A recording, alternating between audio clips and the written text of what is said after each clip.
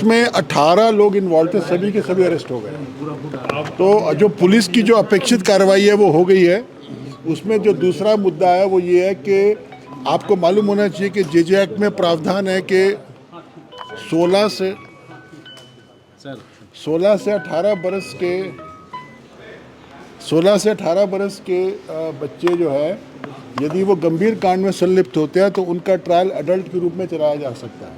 तो इनमें से जो लड़के 16 साल से ऊपर 18 साल से कम है, उनका हम कोशिश करेंगे कि उनका एडल्ट के रूप में ट्रायल चलाया जाए, ताकि उनको कड़ी से कड़ी सज़ा मिले, ताकि इस प्रकार की गंदी हरकत हमारे नौजवान पुनः ना करें। ये हमारा प्रयास रहेगा। मामले में कल आप समीक्षा किए थे जी, आज गिरिडीह से कुछ अरेस्ट पकड़ा गया उसमें।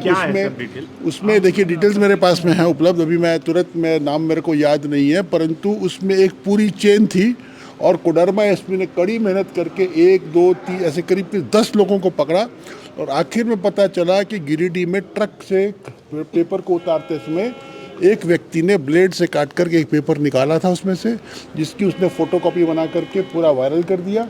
वो पेपर भी उसके घर से बरामद हो गया, सारे लोग अरेस्ट हो गए। इसमें हम लोग कड़ी कार्रवाई कर रहे हैं और मुझे उम्मीद है कि ये अब दोबारा ऐसी घटना नहीं घटनी चाहिए। कोचिंग से जुड़ा था या? नहीं, कोचिंग से नहीं जुड़ा हुआ था, नहीं, साधारण व्यक्ति है, एक ऑर्डिनरी लड़का है जो खुद पढ़ता भी था, लेबर का काम भी करता था, उसी ने काम किया और वो पकड़ा गया है और पेपर रिकवर हो गया है।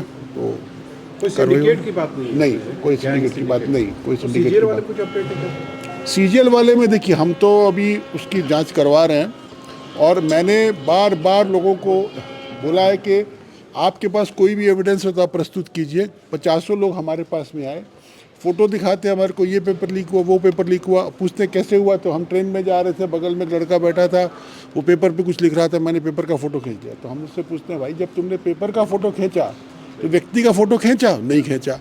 तो हमें कोई भी व्यक्ति के बारे में कोई भी जानकारी नहीं दे पा रहा है। तो हमें लगता है कि कुछ प्रयोजित शक्तियाँ इस पूरे प्रकरण में पेपर को लीक आउट बताने का प्रयास कर रही हैं या पूरे व्यवस्था को बदनाम करने का प्रयास कर रही हैं, लेकिन फिर भी हम एक ओपन माइंड के साथ खड़े हैं। अगर किसी व्यक्ति के पास कोई भी ऐसा एविडेंस हो जो प्रूव कर सके कि पेपर लीक हुआ है, हम लोग उसको देखना चाहेंगे। अभी तक हमें ऐसा कोई भी तथ्य नहीं मिला है जो कि ये प्रूव कर सके कि इसमें चोरी हुई है। फॉरेंसिक रिपोर्ट आ गई थी सर? फॉरेंसिक रिपोर्ट आ गई, लेकिन फॉरेंसिक रिपोर्ट से प्रूफ नहीं होगा। इसलिए प्रूफ नहीं होगा कि आप अगर अपने मोबाइल का अगर आप अपना टाइम बैक करके, उसमें मेन आरोप क्या है? मेन आरोप ये है कि मान लीजिए पेपर 9 बजे शुरू हुआ तो 8:15 बजे पेपर हमारे पास आ गया, ये उसका कहना है।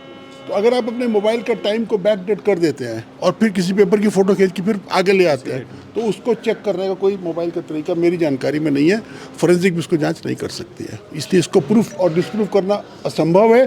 परंतु मेरा कहना है कि जिन लोगों के द्वारा इस प्रकार की फ़ोटोएँ, इस प्रकार के तथ्य दिए जा रहे हैं, तो वो क्यों नहीं हमारे को नाम बताते हैं उन लोगों के जिनके द्वारा ऐसा काम किया गया। एक भी नाम हमें अभी तक नहीं बताया गया, एक भी मोबाइल नंबर नहीं दिया गया।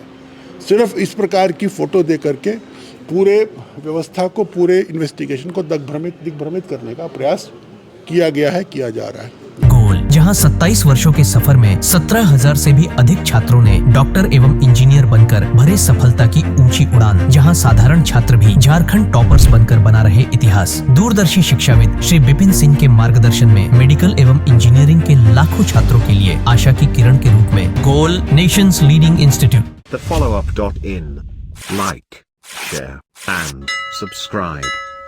www.thefollowup.in